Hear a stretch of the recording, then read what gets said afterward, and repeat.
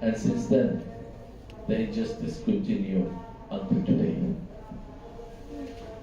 So the United Nations, 30 years after that, which is in 1977, they discovered that they were unjust to the Palestinian people. And they gave part of Palestine to a people who doesn't deserve. The rejection came from only 13 countries, including India, Greece, and Cuba. And the rest of the other 10 members, they were Arab and Muslim states. 33 countries, most of them Western world, adopted this resolution, the unfair resolution. Through this resolution, the UN affirmed its historical responsibility toward Palestine and showed that the world, with its absolute majority, stand in support of the Palestinian people and our just cause. However, although the majority of the world, along with international law, is on our side, this has not yet translated into real justice for Palestine. Friends, the United Nations has passed numerous resolutions in favor of Palestinian people. Yet, it is with deep regret that I must tell you, for decades, these resolutions have not been implemented due to the practice of the several administrations of the US, who denied, as Israel denied the right of the Palestinian people, also the United States of America did the same thing to deny the Palestinian people their right. This failure has deepened the suffering of the Palestinian people, prolonging the conflict and increasing the horrific level of hardship our people face. Indeed, the barbaric aggression against our people is the result of international failure to hold the occupying state accountable for the crime it has been committing for the last 77 years. What we are witnessing today in Gaza and the West Bank is a direct result of this inaction. Since October 7, our people have faced a war of extermination and barbaric aggression that is unfit for human being to tolerate. Mass killing, brutal violence, forced displacement, and the systematic destruction of their homes, hospitals, schools, universities, shops, and so on. Israel has even politicized the entry of humanitarian aid into the Gaza Strip and used forced starvation as a way to further deepen the famine of weaken our people. On top of that, Israel has banned UNRWA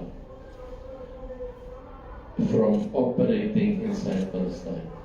This is the UN agency responsible for providing 70% of the basic needs of the Palestinian people.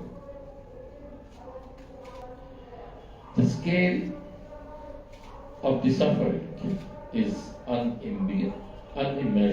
Over 45,000 people is martyred.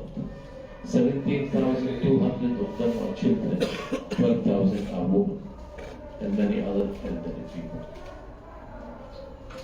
Over 105,000 people injured. Most of them lost their legs, or hands, or eyes, or ears, and so on.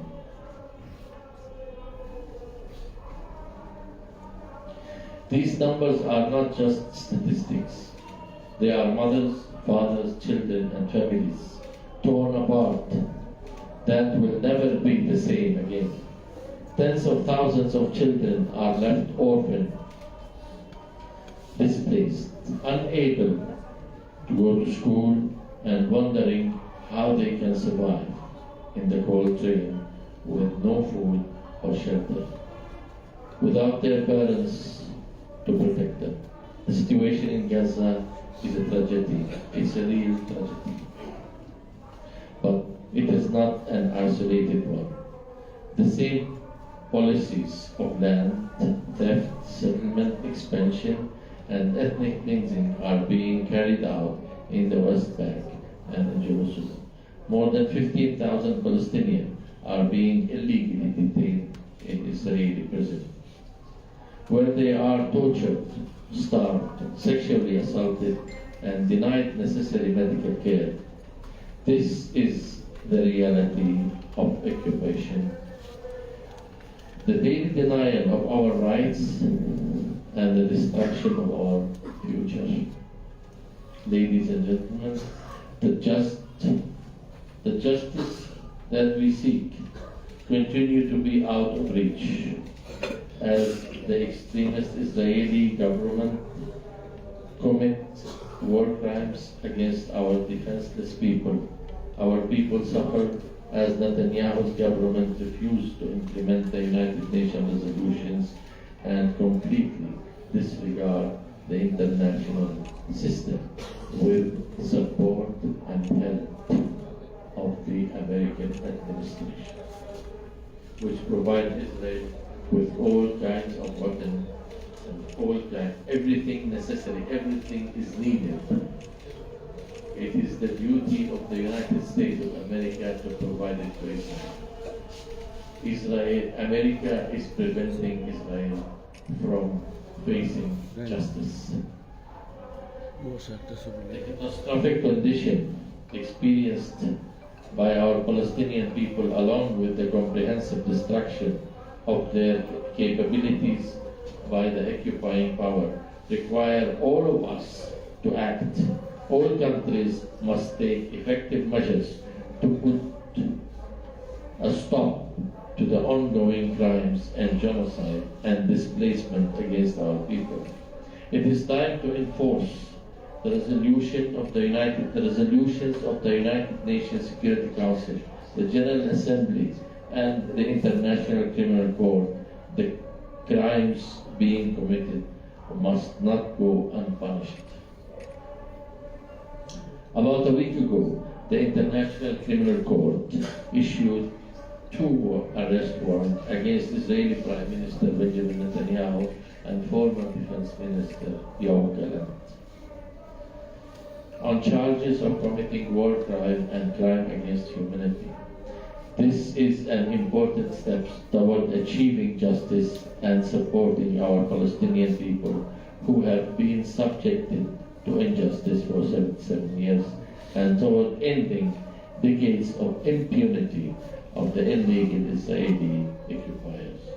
We are grateful to the 7 countries that referred the Palestinian case to the ICC. And we must especially thank Bangladesh for being one of those 7 countries. Bangladesh has historically always been true friends to the Palestinian people and its government, and people are shining example of solidarity with oppressed people everywhere. And today's gathering proved that.